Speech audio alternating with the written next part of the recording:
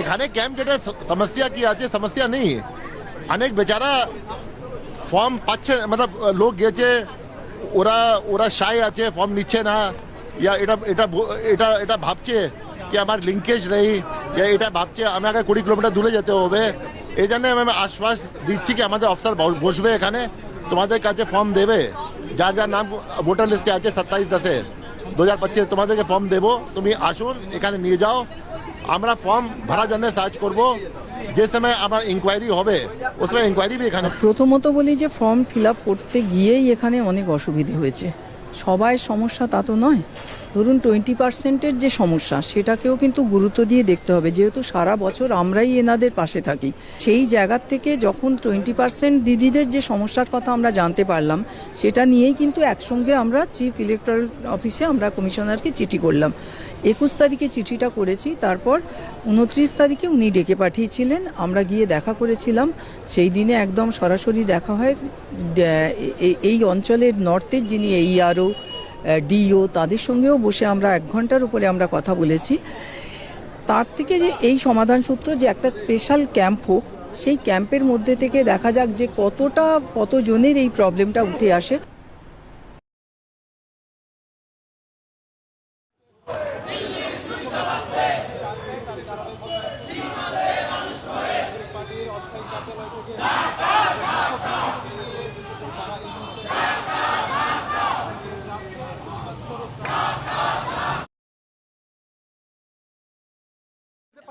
দিবে দেয়নি আজ পর্যন্ত।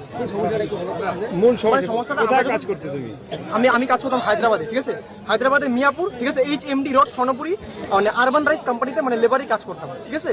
ওখানে কাজ করতাম যখন, তখন আমাকে বলেছিল যে মানে ওখানে থেকে মানে পুলিশ, যখন আমরা রবিবারে যেতাম পুলিশ লাঠিটা মানে অন্যরকম করতাম, যখন বাংলা ভাষায় কথা বলতাম অন্যরকম একটা কথা বলতো, ঠিক আছে, মানে একটু মানে অন্য নজরে দেখতো আমাদেরকে, ঠিক আছে, মানে তিক্ত নজরে। তারপরে আমরা যখন আসলাম, ঠিক আছে, মানে পরে শুনলাম যে মমতা ব্যানার্জি ভাতা দিবে, হ্যান দিবে, পরে তো বাড়ির লোকও বলছে হ্যাঁ চলে যায় হ্যান তেন, পরে এখন তো আসলাম কিছুই হলো।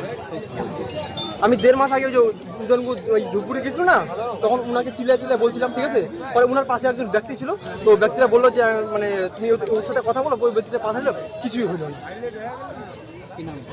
আমার নাম বিশঙ্কর দাস, আমার বাড়ি মাদারিহাট। এই বার্তাটা তুলে ধরার জন্য আজকে এখানে এসেছিলেন? আমি শুধু না, অনেক যুবক এখানে আসছে, মানে উত্তরবঙ্গে কোনো রোজগারই নাই ছেলেদের, ভাতা দিচ্ছে, ঠিক আছে, ভাতা দিয়ে দেশ এখন না, সোজা কথা, ভাতার ভাতা দিয়ে দেশটা শেখ হয় না কোনো কিছু। ওই মহিলাদের 1000 টাকা দিয়ে হবে, ঠিক আছে, আমাদের কোনো কিছুই হবে না, আমাদের ওই লাঠি ডাঙ্গা খাইতেই হবে। হায়দ্রাবাদে গেলে ওখানে লাঠির বাড়ি খেতে হয়, কলকাতায় গেলে ওখানে বলে উত্তর বাংলা তোরা ভিখারি, ওই উত্তর বাংলা ভিখারি বলে আমাদের লাঠি ডাঙ্গা মারে, যেখানে যাই সেখানে মারে। এখানে তো কাজই নাই, কি করবো? এখানে বাড়ির লোক বলে বসে আছিস, কি আছিস, বা এখানে বাড়ির লোক উল্টাপাল্টা কথা বলে, আর বাইরে গেলে রোজগার নাই। হায়দ্রাবাদে গেলে বলে বাংলাদেশি, বা গুজরাটে গেলে বলে বাংলাদেশি, আর কলকাতায় গেলে উত্তর বাংলা ভিখারি। কই যাবো আমরা এখন? এইখানেও তো রোজগার নাই, কই যাবো আমরা? কিছুই তো নাই এখানে। তো এই অবস্থা আমার না, উত্তর বাংলা অনেক যে আমার বয়সী যুবক আছে না, বেরোজগার, ওদের প্রবলেম এটা, কোনো কিছু নাই, খালি এটাই হবে, আর কিছু। তোমরা কোথা থেকে এসছো তুমি? আমার বাড়ি মাদারিহাট। আমি তো এসেছিলাম 5,000 ভাতার জন্য, হইল না।